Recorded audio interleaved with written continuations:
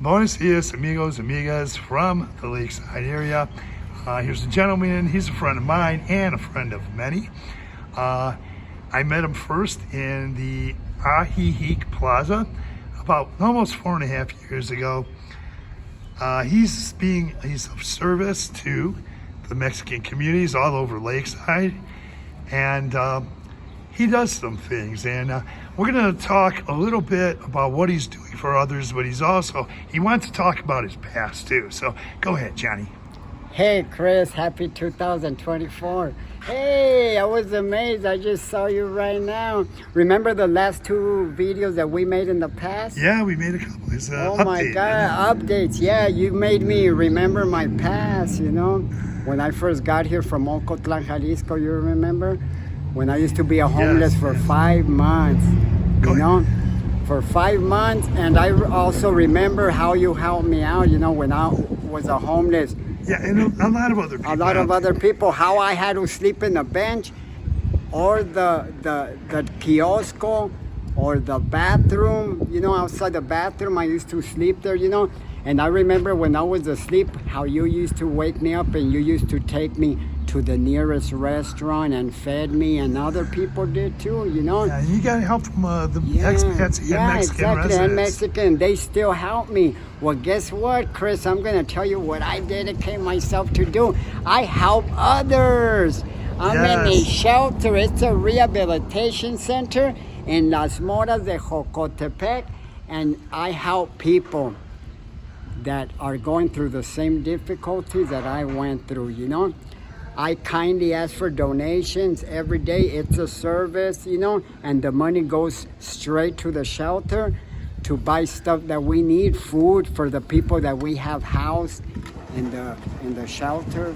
We have many people, homeless people, and I know how it feels because I was a homeless myself for 5 months when I first arrived.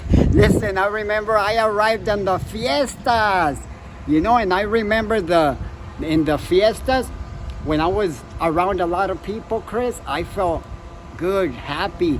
But when they all left and I was alone, I started feeling depressed, and I felt lonely, knowing that other people were going to their homes where they have a hot shower, where they have a bedding, blanket, food, and I didn't, I had to stay in a bench.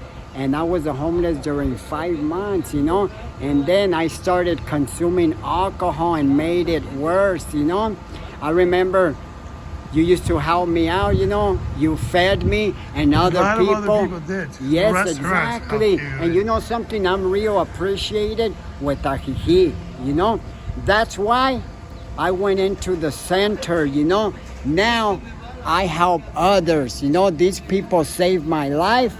And I wake up in the morning and I go out to look for donations. Sometimes I go all the way from Canacintas walking to Chapala, but I go in and out of restaurants and stuff, and I kindly ask for donations to take back to the shelter because we have a list of things, we're like a day ahead. We have a list of food, to make food, to cook food for the people that we have housed in the shelter, and we also clothe them, thanks to the donations that people give me, because a lot of people, like me just like I like them, because they help us out and they know what I do, what I dedicate myself to do, to help others just like they help me out, because I know how it feels, Chris, living in the streets, as a homeless, being hungry and stuff, just because I met a lot of people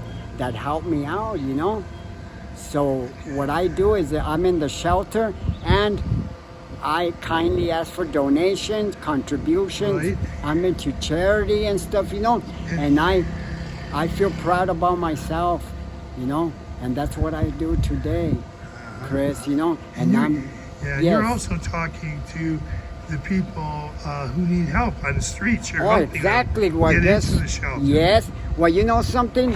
While I'm asking for donations, I run into people, homeless people, or people that are using alcohol, substance, and I talk them into going to the shelter. I tell them my story, what I had to go through, and what I do the day of today.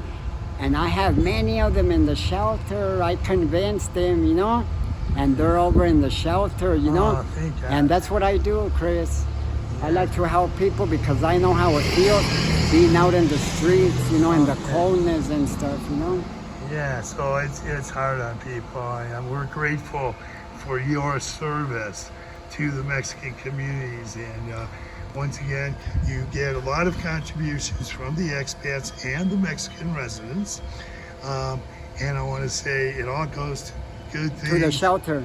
Yeah. It goes to good things. And we've been noticing that you have changed for those who know him down here.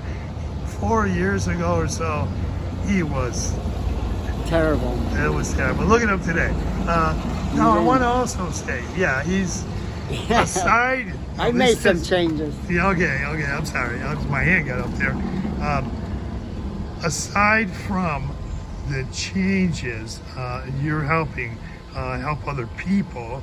Aside from the contributions, aside from the donations, you met a lady. And she helped you with your dental work. With my dental work. Yeah, you know, yes, I met a lady. She's a friend of mine, right? She took me to the dentist, and she bought me these teeth. She was with me from the beginning till the end, till I got them. You know, she paid for them and stuff, you know. And I'm real grateful with her. Every time I see her in the street, I hug her, and I tell her, hey, thank you. She goes, don't worry about it. You're a nice man, you know. And now I have teeth, you know.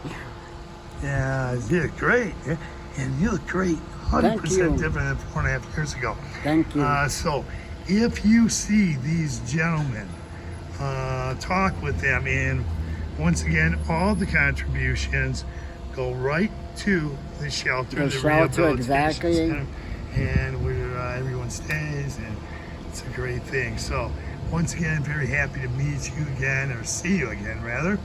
And wow, it's a good thing, good feeling to see you. So with that, I want to say, tap on that notification bell. You'll be notified of upcoming videos. And when you see Johnny or other men like him, please contribute something if you have it.